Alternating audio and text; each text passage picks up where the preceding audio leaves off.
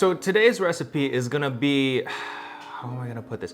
It's not gonna be the most beautiful thing you've ever made, but it's certainly gonna be one of like the most comforting and easiest recipes you'll probably ever make. It's called Yuk Beng, and it literally translates in Cantonese to like meat cake, but it's more along the lines of, I would say, like a steamed meatloaf. It kind of eats like a meatloaf. You're supposed to serve it over rice and along with some scallions, and it's cooked with some very simple seasonings like soy sauce, Chinese cooking wine, white pepper, and meat. And how it's usually done is you mix like ground pork or ground beef in with like some pickled vegetables, as well as your seasonings and flavorings, and then you literally put it in like a dish and put that dish into a steamer and you steam it. And when you take it out, it's kind of like a large steamed burger patty in a way, but obviously you're not eating it in between bread, you're just eating it on rice. So regardless of what this might look like as a finished dish, just know that it's gonna taste really good, really comforting. And even though it looks a little different, I feel like it's something that people of all ages would enjoy. Like your kids will end up liking it. You will enjoy this. It's nuanced, but it's mild, but it's tasty. So today, for no other reason besides the fact that I kind of like this stuff, I'm using meat substitute, like a beef substitute. Beyond Beef, Impossible, they kind of, if for this purposes, kind of work the same. I'm trying to cut my reliance on the use of meat products for no other reasons than like my own personal ones. And in my quest to do that, I found that using this for this specific dish works very well. It's very, very tasty. And then your vegan friends can also like, you know, take part in it. The other thing we're gonna use is this stuff called yakai, and this is like a Szechuan version. It's essentially pickled mustard greens. What could you use in place of it? You could find this on Amazon, because I can't think of anything else that you could use to like use in place of this. It's just a very standard addition to a lot of stuff. So I use it in my recipe for Yuk Beng, but I also use this in dan dan noodles or mapo tofu. Like it's just something that you should always have around. It's not expensive, it's easy to find, and it's shelf stable in these packages. So yakai, get to know it, get it, yeah. Very easily, you take one pack of this, whatever the Beyond Beef, or if you're using like ground pork, like, how much is this? 1 pound, just a pound. And this, I would say, it smells good. Tablespoon of this, maybe two. We're working with a pound. We're gonna go with 2. And yeah, this is just, as I said, like pickled mustard greens. A little bit of Chinese cooking wine, we'll say a tablespoon, 2 teaspoons white pepper. While I'm here, why not a teaspoon of coriander?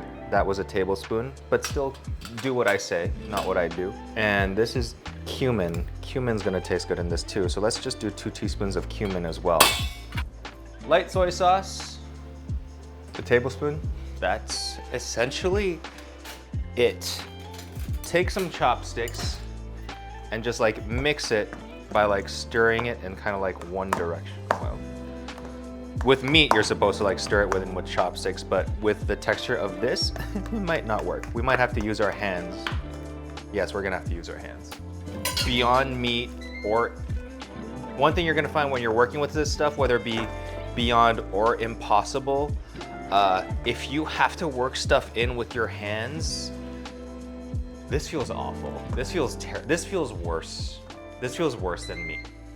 This feels worse than working with meat. I don't know why. It's like meat and gritty, but it's worth it. It's worth it because it's still very tasty. So just bear with it. Maybe use some like nylon gloves to protect yourself from this awful sensation.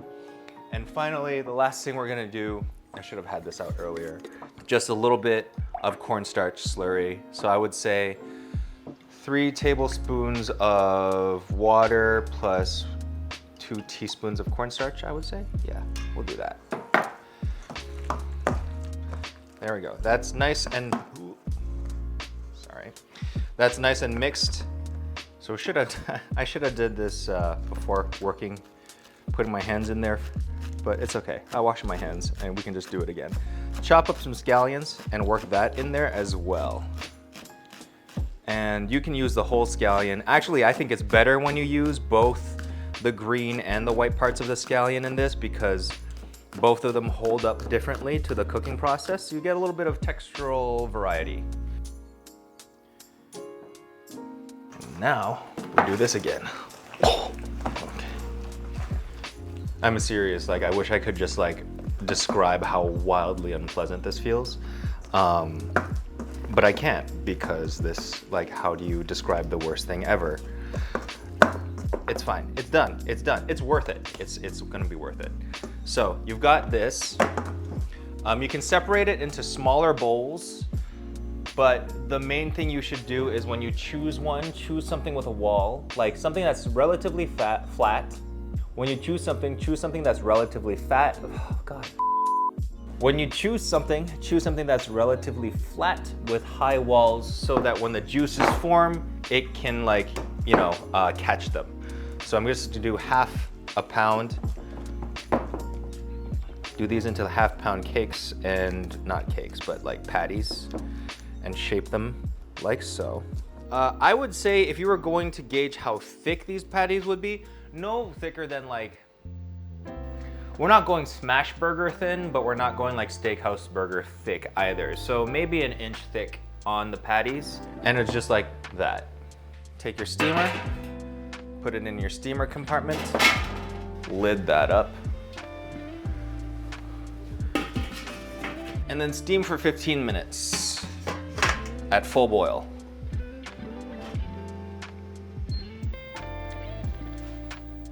Okay, so here we go. So as I said before, if you're steaming anything, having these little plate grabbers are always great because you can just take them right out of the steamer. A little bit of movie magic happened when we were off camera. I changed the recipe just a little bit and added a teaspoon of dark soy sauce along with the light soy sauce because they changed the recipe on the ground meat substitute since I used it, because they put like beet juice or something in there, so it came out pretty red. Even if you're working with something that is plant-based, it's not anything that you want to see when you're working with any kind of like ground patty situation. So to alleviate that and to make it look a lot less like bloody, even fake bloody, I added some dark soy sauce, which makes it more of like a palatable gravy brown. So this is what it is. As I said, not the most beautiful looking thing ever. You don't find this stuff in Chinese restaurants at all. Mostly I think because it's such a quintessential home-cooked dish, and because it's so easy, everybody probably assumes I can probably make this at home, or they assume that they can make it at home, so you wouldn't be able to find this. So this is like, just like low-key Chinese home cooking.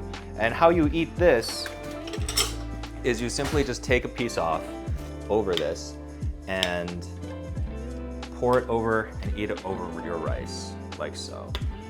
And it is so good and so simple and so tender because it's steamed.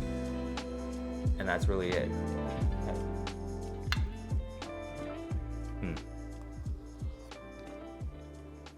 I mean, I'm impressed in two ways. Like on one hand, like this is completely plant-based and stuff, but it still feels like very meaty, very beefy in flavor.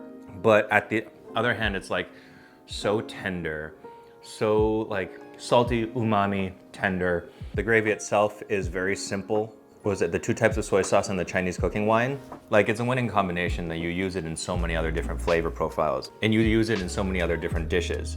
I don't know. I feel like this is a hard sell, and maybe it's not as hard as I'm making it out to be, considering the fact that it only takes maybe 20 minutes total from start to finish to make.